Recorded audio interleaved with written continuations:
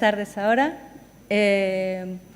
Ahora sí voy a hacer la presentación del proyecto en el que trabajo en las Azores, que son 15 años, ya son casi 16, de gestión integrada para la conservación del priolo, que es el nombre portugués del camachuelo de las Azores.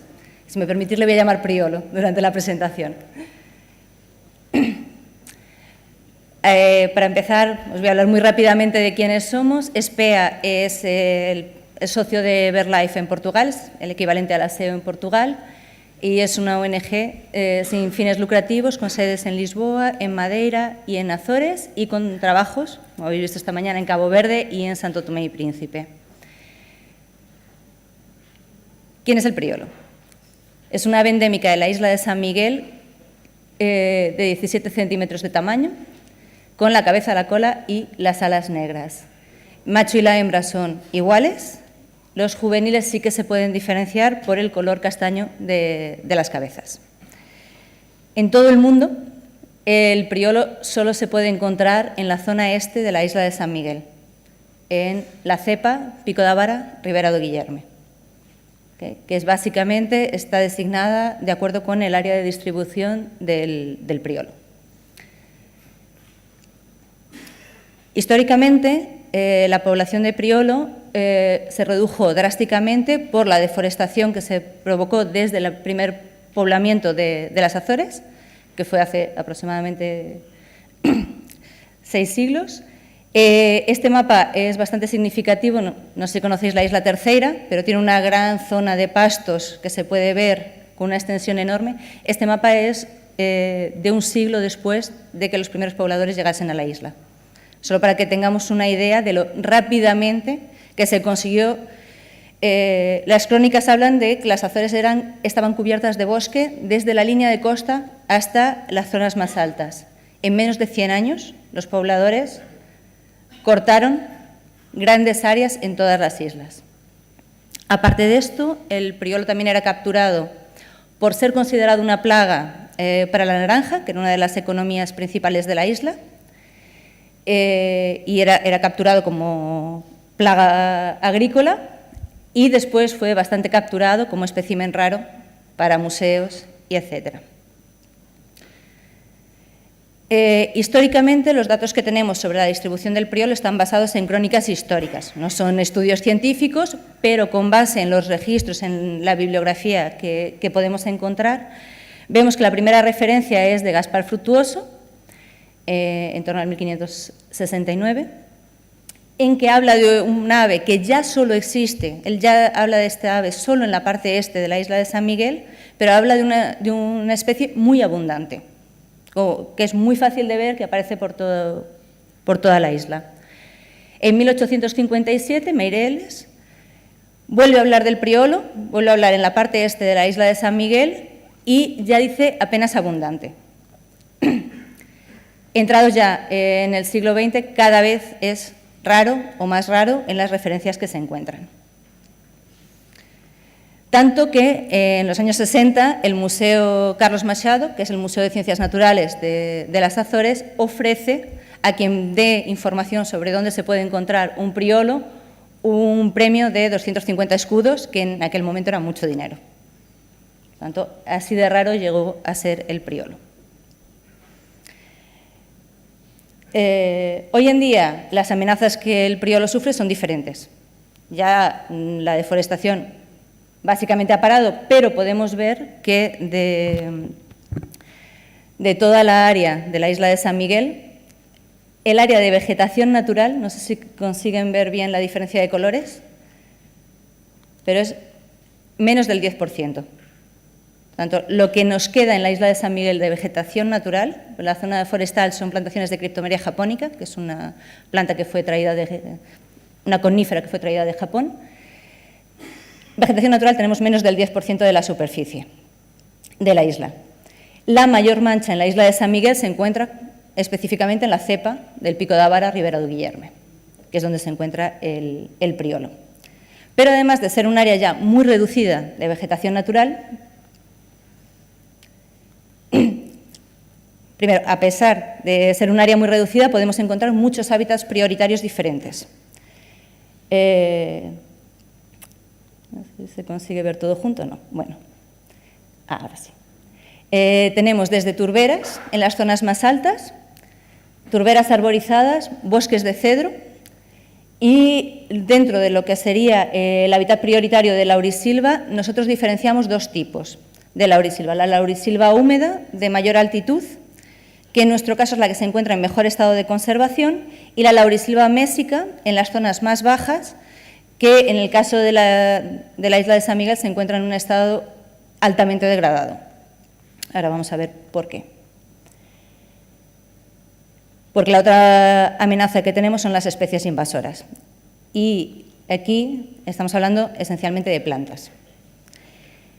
Las características de las Azores, con una gran pluviometría, permiten que muchas especies se desarrollen con gran facilidad.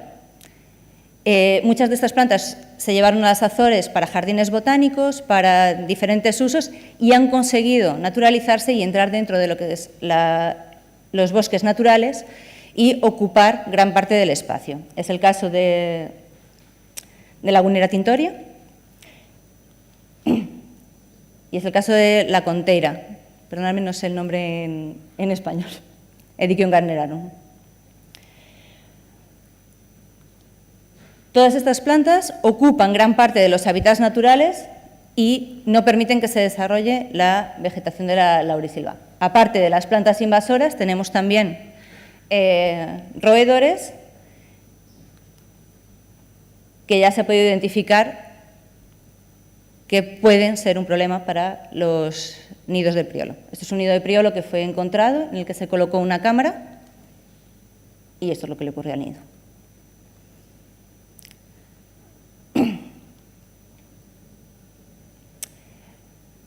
Desde 2003, SPEA, con el Gobierno Regional de las Azores, ha desarrollado 3 proyectos LIFE que han permitido mejorar significativamente el estatuto de conservación del priolo, desde críticamente amenazado. Inicialmente la población se encontraba alrededor de los 400 individuos, estaba estimada alrededor de los 400 individuos, hasta en este momento que tenemos desde 2008 una población estable en torno a los 1.000 individuos en esta zona. Por tanto, podemos decir que estos 3 proyectos LIFE nos permiten hablar de una historia de éxito en la conservación de la biodiversidad. Vamos a ver hasta dónde y lo que nos queda por hacer. Estos 3 proyectos se basan en estos 5 pilares de actuación. Intentar hablar de todos los pilares un poco brevemente. Restauración ecológica de hábitats prioritarios, que es esencial para asegurar disponibilidad de alimento y de hábitat para el priolo. Producción de especies nativas en viveros para poder realizar las acciones de restauración ecológica. Monitorización y, igualmente importante, educación ambiental y sensibilización y promoción del turismo sostenible. En relación a la restauración ecológica de hábitats prioritarios, aquí podemos ver las diferentes áreas de intervención que se han ido realizando a lo largo de los 3 proyectos. El primer proyecto, LIFE Priolo, se enfocaba más en zonas de mayor altitud, menos invadidas, en las cuales podíamos tener una recuperación de hábitats mucho más rápido. Tanto son estas zonas más claritas, en la zona más central de la cepa, y en estas zonas teníamos laurisilva húmeda de mayor altitud, ligeramente más o menos invadida con un grado relativo de invasión, pero que todavía mantenía muchas de las especies de la laurisilva de las Azores. El LIFE Laurisilva Sustentable ya empieza a trabajar en áreas un poco más bajas, con otro tipo de invasión, y también trabaja en las áreas de turbera, por ser otro hábitat prioritario relevante para la zona. Y el LIFE Terras du Priolo vuelve a trabajar en algunas de estas áreas y sobre todo enfoca en las áreas a las que no habíamos conseguido llegar en los proyectos anteriores. Por tanto, estos 3 proyectos también nos han permitido aprender diferentes técnicas para tratar diferentes problemas que nos encontramos en el territorio. Por ejemplo, la cuestión de la topografía. El primer proyecto, el LIFE Priolo, por ejemplo, solo podíamos restaurar zonas que tuvieran menos de un 30% de desnivel, porque no teníamos técnicas para llegar a las otras áreas. Eran muy inaccesibles y no era seguro para los operacionales llegar a esas zonas con mayor desnivel. En el Life Terras du Priolo ya intentamos encontrar metodologías para trabajar en estas otras áreas que son esenciales si lo que queremos es mantener un área continua relativamente restaurada. El primer tipo de restauración ecológica que se realizó es en la laurisilva húmeda, las zonas de mayor altitud. El principal problema que nos encontramos es la conteira, Edicium gardnerarum, y Cletra arborea, que a pesar de ser una especie de la laurisilva de Madeira, en las Azores tiene un comportamiento invasor. Fue introducida hay registros de que fue introducida por los servicios forestales en un intento de aumentar la diversidad de la laurisilva azoriana, pero tiene un comportamiento, es una especie colonizadora en Madeira y consigue muy rápidamente dominar todas las zonas de laurisilva en las que se encuentra. Por tanto, es una especie que también es controlada en el proyecto. En estas áreas lo que se hacía era identificar las áreas de intervención, establecer metodologías de control. En una primera fase de intervención con recurso a herbicidas seleccionados específicamente y en las menores cantidades posibles, porque por los desniveles y por la erosionabilidad del terreno no era posible realizar otro tipo de intervención para retirar estas especies invasoras. Tenían tal densidad que si retiramos las raíces íbamos a tener grandes problemas de erosión en el terreno. Y se realiza una intervención selectiva por un equipo de 15 trabajadores, planta a planta. Luego voy a hablar de la monitorización, pero podemos decir aquí en esta parte que la monitorización de la vegetación que se hace después de estas intervenciones nos demuestra que tenemos un éxito del 99% en la retirada de especies invasoras y un efecto de pérdida del 1% de las especies nativas, que está más relacionado con el pisoteo de este equipo de campo.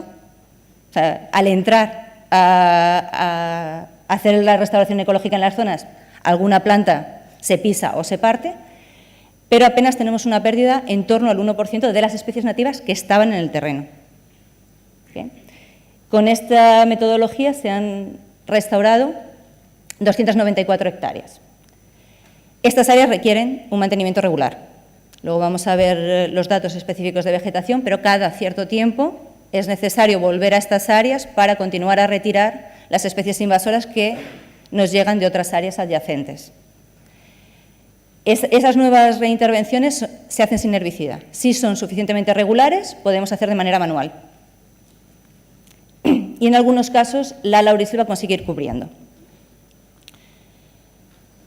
En el caso de las turberas, la intervención pasó primero por la retirada del ganado de estas áreas, que eran utilizadas como pastos y eran drenadas de agua, la retirada de la invasora Gunnera tintoria, se encontraba un poco por toda el área de turbera, el control manual, porque esta es una zona inundada y aquí se realizó apenas control manual, fueron retiradas 32 toneladas de esta especie invasora. La gestión de residuos, tienen que ser enterrados porque si se nos queda una hoja fuera a la luz, vuelve a reventar, vuelve a aparecer. Y finalmente la promoción de la inundación de la turbera, que una vez inundada sí que impide la entrada nuevamente de lagunera. Con esta metodología fueron restauradas 75 hectáreas de turberas. Finalmente, el área más difícil de trabajar por el grado de invasión que presenta es la floresta laurisilva mésica. En las Azores tenemos un árbol, que es el Pittosporum undulatum, es un árbol australiano. Tiene una gran capacidad de expansión, se utilizaba para separar antiguos huertos y en estas zonas bajas eran muy utilizadas para una economía de subsistencia asociada a árboles frutales o a pequeñas huertas y estos árboles servían de separación de las diferentes huertas. Con el abandono de estos terrenos El Pittosporum ocupó prácticamente todas estas zonas. Por tanto, en las zonas de Laurisilva mesica, desafortunadamente en la cepa, básicamente lo que nos encontramos es manchas casi continuas de Pittosporum con alguna especie, alguna falla, alguna especie de la Laurisilva mesica. En estas áreas el procedimiento es parecido, pero mucho más intenso. Se identifican las áreas, se controlan las especies invasoras. Aquí el control, para ser más efectivo, tenemos que recurrir a métodos mecánicos y en algunas zonas directamente al corte raso porque no existen otras plantas de la laurisilva. La gestión de los residuos, preparación y estabilización de los suelos para evitar la erosión y finalmente proceder a la plantación con especies nativas de la laurisilva. De este tipo tenemos 48 hectáreas restauradas y requiere mantenimiento regular, especialmente en las primeras fases de la plantación. Gracias.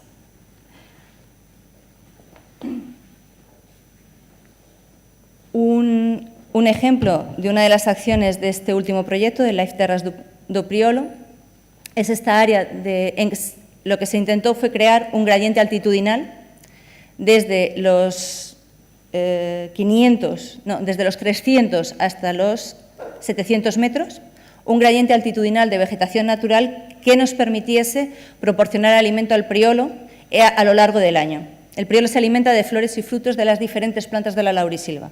Por tanto, no nos sirve tener una especie. Tenemos que tener un conjunto de especies y, de preferencia, con disponibilidad a lo largo del año. Por lo tanto, el gradiente altitudinal permite que las especies vayan floreciendo y fructificando a diferentes tiempos y proporcionan mayor alimento al priolo en altitud. Esta fotografía nos muestra el aspecto que tenía esta zona antes de la intervención, en 2016. Esta fotografía aérea nos muestra toda esta zona inferior, esta tal zona que estaba prácticamente totalmente invadida por Pittosporum. Básicamente lo que se hizo fue retirar todo el Pittosporum y plantar con especies nativas, y este es el aspecto que tenía en abril de 2018 y que tiene en este momento. Una plantación que está empezando a ocupar el espacio. Esta plantación se hace con una separación entre plantas muy reducida, mucho más de lo que es habitual, porque lo que nos interesa es cubrir el espacio lo más rápido posible.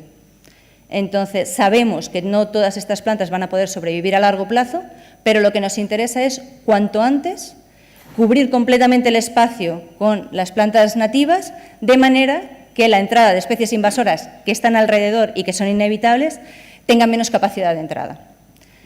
Esto es una cosa que aprendimos por ensayo-error de las primeras intervenciones en las que plantábamos con demasiada distancia y luego teníamos un problema grave para hacer los mantenimientos. En este último proyecto se ha experimentado también con técnicas de ingeniería natural para la estabilización de taludes. Hay muchas áreas que de manera natural en esta zona tienen deslizamientos de tierra. Estos deslizamientos de tierra son sitios ideales para que las invasoras se establezcan. Aparte de que en determinadas zonas este tipo de deslizamientos de tierra pueden llegar a causar graves perjuicios a las personas. O sea, hace 3 años hubo víctimas en Fallal da Terra por un deslizamiento de tierra. Por lo tanto, y las soluciones que se encontraban hasta el momento en las Azores eran esencialmente cemento. Por lo tanto, nos pareció interesante también intentar ver si sería posible, con recurso a madera y a plantas nativas, estabilizar estos taludes y reducir estos riesgos de deslizamiento en la medida de lo posible. Tenemos aquí 2 ejemplos de estructuras que fueron creadas en 2015 y que hasta el momento están funcionando bastante bien.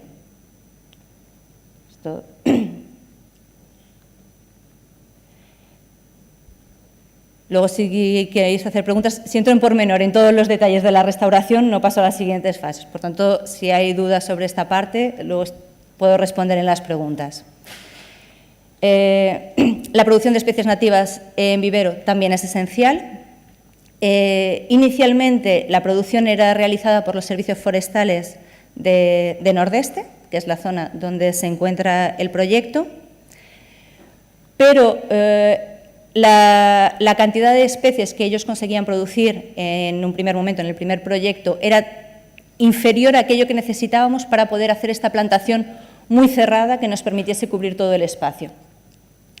Por tanto, se creó también un vivero del proyecto que hoy en día trabaja en cooperación con los servicios forestales, siendo los servicios forestales responsables esencialmente por la producción de especies arbóreas y estando nuestros viveros más especializados en la producción de herbáceas y arbustivas, que son esenciales, sobre todo en estas áreas de deslizamientos, de mayor desnivel, para una mayor cobertura del terreno y también para sostener los taludes.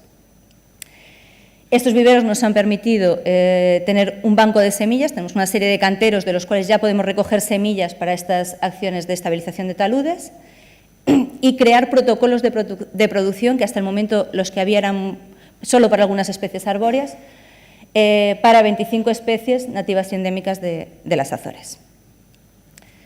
En estos 15, 16 años ya se han producido y plantado más de 200.000 plantas con el apoyo de los servicios forestales de Nordeste. La monitorización es otro pilar esencial. Muchas de estas acciones tenemos que saber si funcionan, cómo funcionan, qué está saliendo bien, qué está saliendo mal.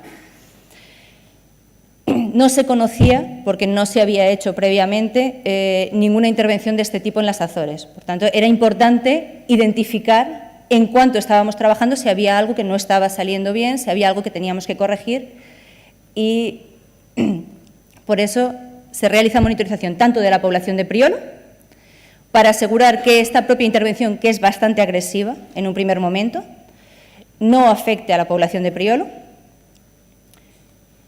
Aquí podemos ver los resultados de la población de la especie hasta 2008, y esto lo colocamos así también para entender que hay un cambio metodológico que explica en parte también la diferencia poblacional que identificamos.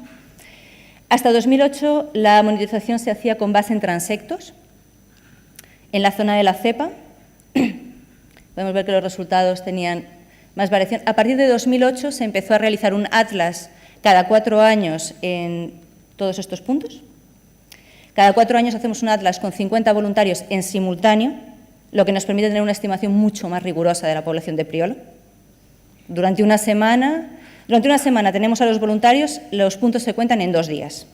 La mayoría de los puntos se cuentan el primer día, el segundo día es para los puntos inaccesibles, que es imposible contar en 4 horas en un día. Esto nos permite cada 4 años tener una estimativa bastante robusta de la población de Priolo. En los años intermedios, un técnico del proyecto, en los puntos, no en todos los puntos, pero sí en los puntos en los que más Priolos se han identificado durante los atlas, hace la misma metodología de censo, la misma cuenta, para tener una noción de la tendencia de la población. Desde 2008, tanto los atlas como los censos intermedios nos han permitido ver que la población de Priolo está estable en torno a los 1.000 individuos. Y este sería el mapa de distribución con base en todos estos censos, el mapa de distribución del Priolo y aquellas áreas en las que aparece con mayor frecuencia. Podemos ver que la cepa se ajusta todavía bastante bien a la distribución del Priolo, si bien tenemos aquí algunas áreas en las que aparece bastantes veces y que ya están un poco fuera de la cepa. Todos los años, desde las primeras intervenciones, se realiza monitorización de la vegetación.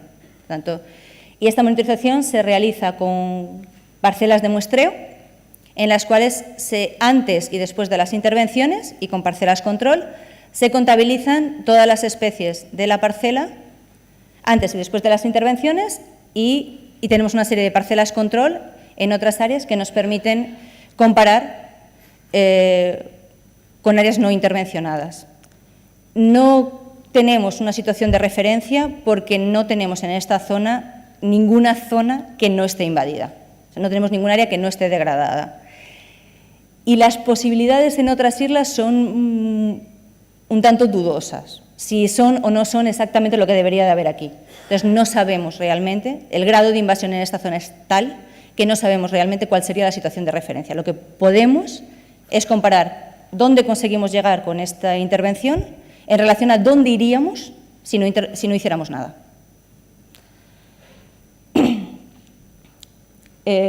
Aquí podemos ver los resultados de las parcelas intervencionadas, restauradas. El año 0 es el año en que se realiza la restauración. O sea, el año 0 es antes, perdón. Exactamente, el año 0 es antes. El año 1 es un año después de la intervención. Vemos que las especies nativas, en este caso el ejemplo es el laurel, van aumentando gradualmente. En este caso era una zona de laurisilva húmeda que no tuvo refuerzo de plantación.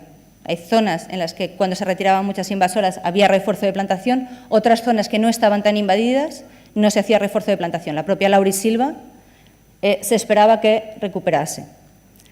Después de la intervención vemos que empiezan a aparecernos, pero regeneraciones, o sea, por tanto, plántulas muy pequeñitas, rebrotes del banco de semillas, que obviamente continuamos teniendo semillas en el terreno, y pequeñas plántulas. Comparando aquí con una perspectiva de 10 años, también en las áreas de laurisilva húmeda, esto porque son de las áreas de laurisilva húmeda de las que tenemos todo este periodo, las áreas de laurisilva mésica están siendo intervencionadas ahora. Podemos ver que la situación inicial, esto es todas las parcelas juntas, era prácticamente mitad de la composición vegetal eran especies invasoras, mitad especies nativas. En las áreas control vemos que aumenta considerablemente la presencia de especies invasoras. En las áreas restauradas vuelven a aparecer estos porcentajes de presencia de especies. ¿Okay? Vemos que vuelven a aparecernos, no en tanto, y esto es importante, el porcentaje es grande, pero son todo regeneraciones y plántulas pequeñas, cuando aquí teníamos pies grandes. ¿Vale? Esto, como se cuenta por número de plantas, es un poco... Pero, obviamente, esto nos demuestra que, por lo menos en un periodo de 10 años, tenemos que volver. Si no volvemos, es como si no hubiéramos hecho nada. Y es una alerta importante. Si continuamos dejando crecer esta situación, vamos a volver a la situación inicial.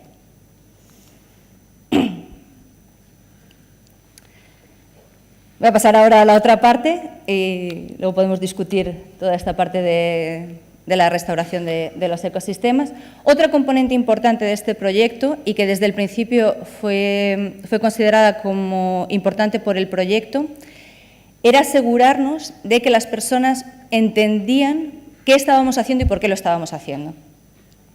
La zona de Nordeste y Pobozán, a pesar de estar en la isla de San Miguel, que es la mayor isla de las Azores y es en la que está una de las capitales, que es Punta Delgada, los municipios de Nordeste y Pobozán son los municipios más al este, más rurales, con problemas de falta de empleo y de envejecimiento de la población, y a la gente le costaba mucho entender por qué de repente se invertía mucho dinero en conservar un pájaro. Y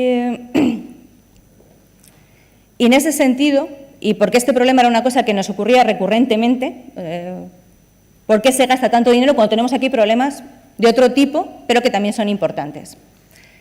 Bueno, se creó el Centro Ambiental del Priolo en 2007 para intentar hacer un esfuerzo mayor de sensibilización, para intentar que las personas entendieran, y se realizó en simultáneo prácticamente una evaluación del impacto socioeconómico y de los servicios de los ecosistemas de esta restauración. Esta evaluación tenía como objetivo exactamente tener argumentos para explicarle a las personas qué es lo que se hacía con ese dinero. Por un lado, ¿Qué se hacía con el dinero de los proyectos LIFE? Porque nosotros no alimentamos al pájaro con dinero.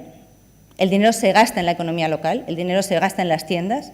Entonces, hicimos un esfuerzo por identificar dónde gastábamos el dinero del proyecto realmente y demostrar a las personas, no, este dinero se gasta en 150 establecimientos.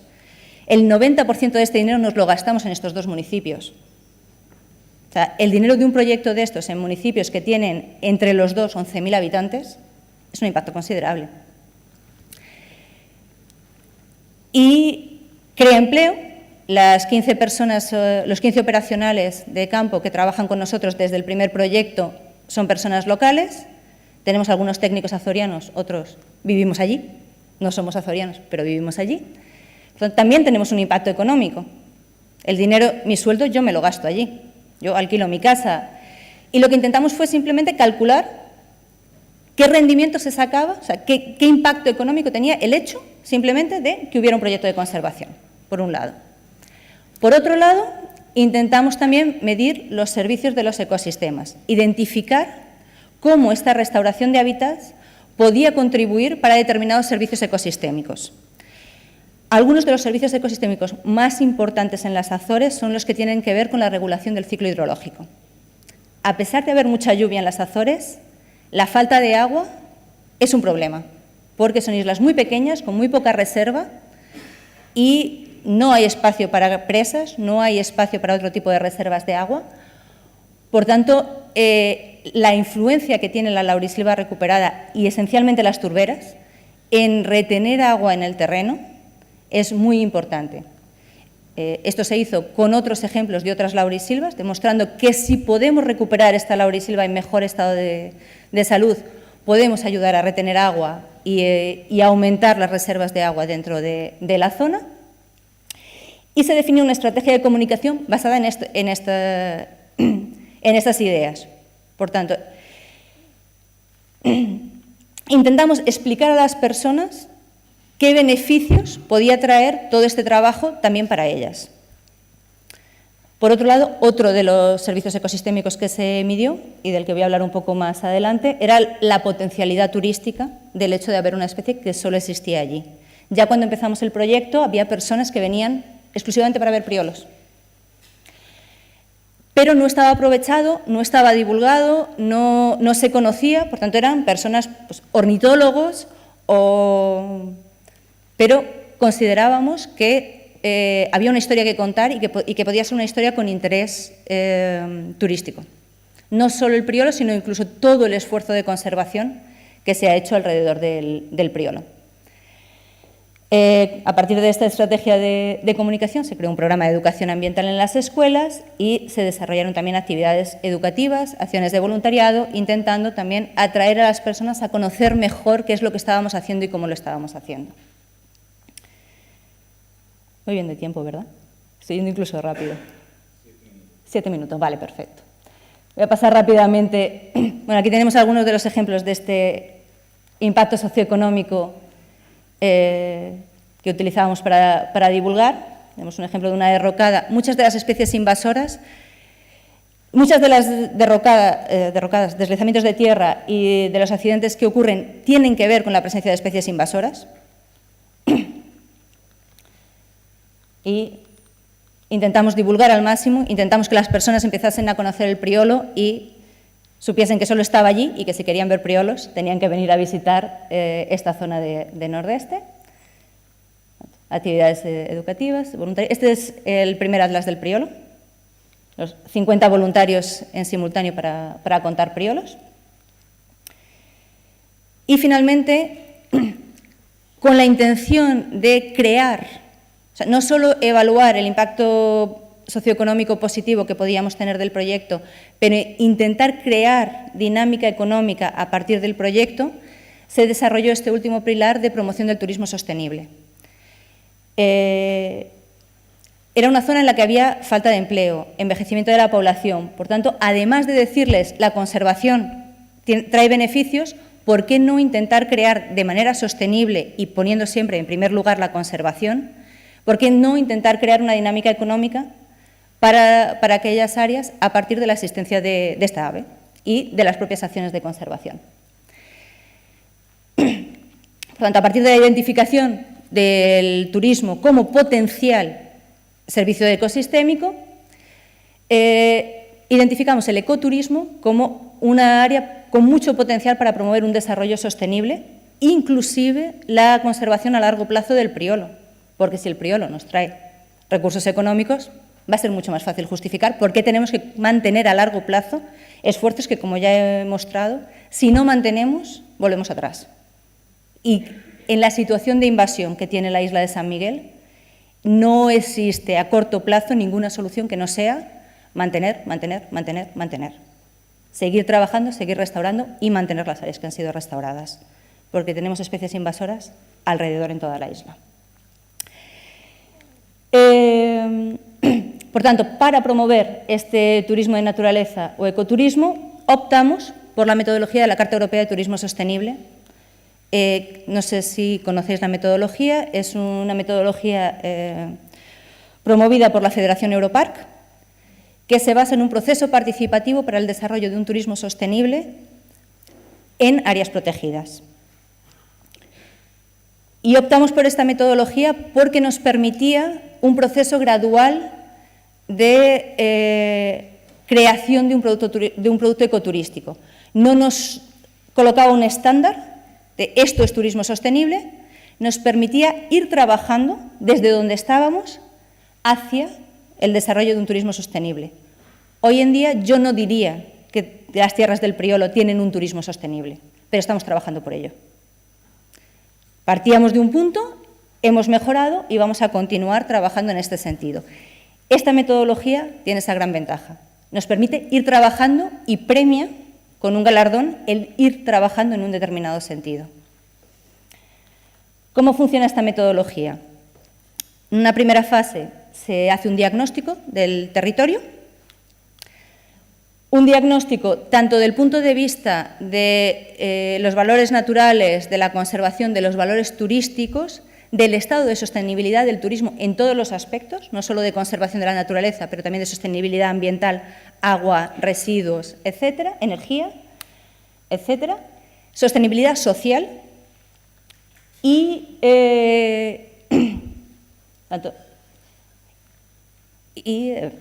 sostenibilidad ambiental, sostenibilidad social y la propia capacidad turística del territorio. Por tanto, identificamos recursos turísticos, identificamos qué es lo que podemos ofrecer como recurso turístico, qué podemos vender turísticamente en el territorio. En nuestro caso, esto se hizo a través de reuniones en cada una de las freguesies, digamos, en cada una de las aldeas del territorio. Nos reunimos con las personas y les preguntamos qué había, qué consideraban ellos que podía ser interesante como producto turístico en el territorio. Estas reuniones, aparte de darnos información, son extremadamente empoderantes para las personas. O sea, el llegar a una aldea y preguntarles qué tiene tu tierra de interesante, al principio muchas veces no sabían decir nada, pero luego empezaban a contar historias. Y o sea, esto para mí fue una de las cosas más interesantes de este proceso. Les devolvimos un aprecio a su tierra que habían perdido. O sea, la primera reacción muchas veces era, aquí no hay nada que ver, esto hay que ir a la ciudad. En la ciudad es donde hay cosas interesantes. Y empezabas a preguntar pequeñas cositas y de repente uno decía, otro decía y luego ya no acababa la reunión porque solo se les ocurrían cosas. Y de alguna manera salían de estas reuniones pensando, mi tierra tiene algo, tiene cosas. Entonces, también podemos darles ese orgullo que muchas veces en las zonas rurales se ha perdido, porque lo que está interesante es en la ciudad viven bien, esto aquí es un atraso de vida, una cosa que dicen mucho, esto aquí es un desastre, yo lo que querría es estar en la ciudad, que es donde se vive bien. A partir de esta información que se recogió pueblo a pueblo, se preparó un diagnóstico con toda esta información y se realizó un primer fórum con una serie de mesas de trabajo con empresarios turísticos, con las administraciones, que fueron socias de este proyecto de la Carta Europea de Turismo Sostenible, que es liderado por el Gobierno Regional de las Azores. SPEA apoyó a través de los proyectos, pero la carta es del Gobierno Regional de las Azores. Y contamos con varias entidades, desde los responsables de turismo, los responsables de forestales, los responsables de medio ambiente, los ayuntamientos de los dos municipios, y los propios empresarios turísticos del territorio y algunas asociaciones. Por tanto, juntamos a todas las personas a pensar en el territorio e intentar definir qué tipo de turismo queríamos para el territorio. Esto balizado por unos principios que establece la Carta Europea de Turismo Sostenible, entre los cuales el primero es la conservación primero. Con lo cual, a partir de aquí empezamos a discutir, que eso también es importante. Por tanto, no vamos a discutir en cualquier sentido, vamos a discutir dentro de unos determinados límites. La conservación primero, porque esto es un área protegida, y la sostenibilidad del turismo, o sea, queremos un turismo sostenible. A partir de aquí empezamos a discutir qué es lo que queremos y qué queremos construir.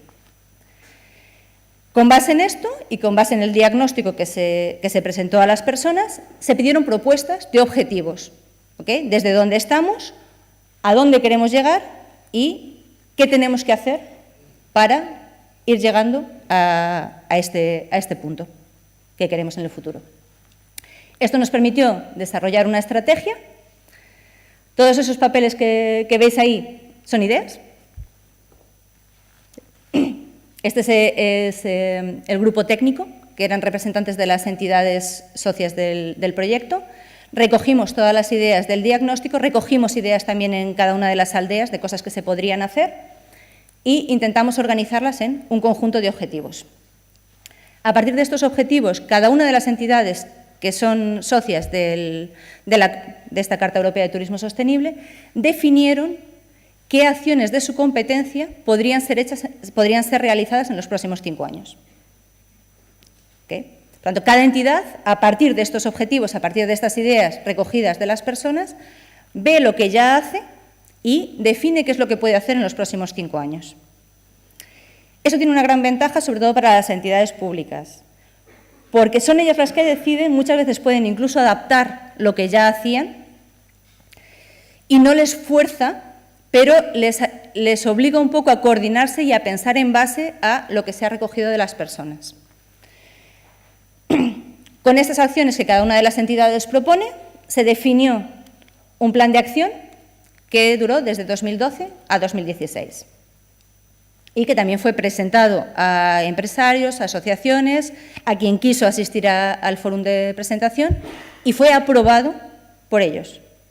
Por tanto, se presenta y se aprueba, las personas dicen sí, estamos de acuerdo o no, no estamos de acuerdo y hay que repensar el plan de acción. Fue aprobado. Por tanto, con esto recibimos el galardón de la Carta Europea de Turismo Sostenible en 2016, que después de los 5 años tiene que ser renovado, por tanto, tiene que repetirse un proceso similar, con menos fase de diagnóstico, pero volver a preguntar a las personas ¿y ahora qué? ¿Hemos hecho esto? ¿Ahora por dónde vamos? Aún así, todos los años hay un fórum en el que se presenta lo que hemos hecho y volvemos a definir prioridades. ¿Okay? Por tanto, hay aquí un acuerdo con los participantes de no podemos hacerlo todo, pero díganos qué es lo más importante, qué es lo más urgente. Tenemos en este momento 11 entidades socias de la Carta. Esto es un proyecto que no tiene dinero. A diferencia de los LIFE, esto es un proyecto que fue apoyado por el LIFE, pero que en sí la Carta depende de la voluntad de cada una de las entidades en realizar sus acciones. El presupuesto para realizar el plan de acción sale de cada una de las entidades que participan. En el primer plan de acción, de las 55 acciones que se propusieron realizar, conseguimos completar 36 y 48, por lo menos empezamos a hacerlas. El nuevo plan de acción, parece que nos gustó la idea porque tiene más acciones todavía, tiene 77 acciones y está ahora en desarrollo, por tanto, estamos en mitad del plano. En simultáneo con esta acción se creó la marca Priolo, que tenía como objetivo animar también a los empresarios privados que no entran en la fase del plan de acción, pero invitarles también a colaborar con el desarrollo del turismo sostenible en la zona. Por tanto, las empresas que quieren adherir a la marca Priolo asumen 3 compromisos que son escogidos en función del tipo de empresa. Tenemos desde empresas familiares hasta grandes hoteles, por tanto, no hay una definición de cuáles son las acciones, se negocian caso a caso, no puede hacer lo mismo una empresa familiar que un gran hotel. Y esas 3 acciones con las que se comprometen de sostenibilidad ambiental, sostenibilidad social para el territorio, tienen que cumplirlas en 3 años para poder renovar la marca. Cuando vuelven a renovar la marca, asumen nuevos compromisos. Por tanto, en la misma óptica de ir mejorando continuamente su acción ambiental.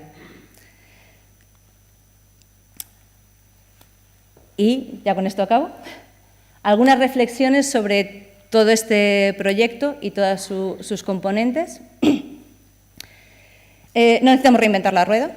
A veces ya hay metodologías, a veces ya hay maneras de hacer las cosas que apenas tenemos que adaptar y ver cómo nos pueden servir y cómo pueden funcionar para nosotros, y nos puede ahorrar mucho tiempo. Tenemos que aprender con los errores. Yo no he entrado en detalle, pero a lo largo de este proceso hubo cosas que no corrieron tan bien, corregimos, aprendimos, ahora tenemos técnicas mucho más apuradas. Lleva tiempo. Un proyecto de estos solo puede ser pensado a largo plazo. Y sobre todo en la parte de la restauración ecológica, los resultados palpables, cuando son intervenciones de este calibre, solo se ven con algún tiempo. Es esencial crear sinergias, crear colaboraciones y compartir el conocimiento. Podemos aprender mucho los unos de los otros y todo lo que aprendamos en un proyecto puede servir para otros o puede ser adaptado para los otros. Por tanto, cuanto más podamos colaborar con otras entidades que están haciendo otras cosas, cuanto más podamos hablar con ellos, podemos incluso hacerles pensar en una manera diferente de hacer las cosas. Por ejemplo, puedo poner aquí un ejemplo, los nuevos planes de gestión forestal en la CEPA, en este momento ya incluyen en todas las líneas de agua y en todas las áreas de máximo declive la plantación de especies nativas. Esto hace 10 años era impensable. O sea, era criptomeria y era criptomeria por todos lados. Hoy en día, todo lo que es líneas de agua, todo lo que es zonas de riesgo, van a ser plantadas con especies nativas en el plan de gestión forestal. Y demostrar y promover el valor socioeconómico, aunque nos dé miedo, y da un poquito de miedo, sobre todo porque no es fácil capturar. Y aquí yo creo que también hay que hacer un balance, luego si queréis podemos hablar de eso. Puede ser muy útil, es una excelente herramienta de comunicación, cuidado con otros usos, sobre todo dependiendo de los datos que tengamos. Pero como herramienta de comunicación, demostrar el valor socioeconómico que pueden tener estos proyectos de conservación, por lo menos en nuestra experiencia, es extremadamente útil. Hoy en día, en Nordeste, si tú dices trabajo para el Priolo, la gente entiende lo que haces. Sí. Eso también es una demostración de que la gente entiende ya que el Priolo da empleo. No en tanto, seguimos teniendo un problema. Esto es una carrera de fondo. Necesitamos mantener las áreas. La invasión en la isla de San Miguel es brutal. La laurisilva va ganando resiliencia, pero las especies invasoras entran y si no hacemos mantenimientos regulares, volvemos al punto de partida. Tenemos que asegurar siempre algún mantenimiento en las áreas. Afortunadamente, tenemos buenas noticias recientes, se ha aprobado un nuevo proyecto, que es un proyecto integrado, Life Azores Natura, para los próximos 9 años y que, entre muchas otras acciones en todas las Azores, incluye varias acciones dentro de la CEPA que nos van a permitir, además, completar áreas en las que no habíamos conseguido. Nuestro objetivo en este momento es intentar tener un área núcleo que podamos mantener limpia. ¿Vale? Es una carrera de fondo, pero vamos a trabajar esta zona. Es complementaria a la zona del Life Priolo, por tanto nos va a permitir mantener la zona del Life Priolo y alargarla, y el objetivo, pudiendo trabajar ya en las zonas de más difícil acceso, sería intentar crear un área núcleo limpia que también pueda tener algo más de resiliencia. Y aparte de eso, vamos a trabajar en algunas otras áreas más dentro de las turberas y en algunas zonas de baja altitud. Muchas gracias. Música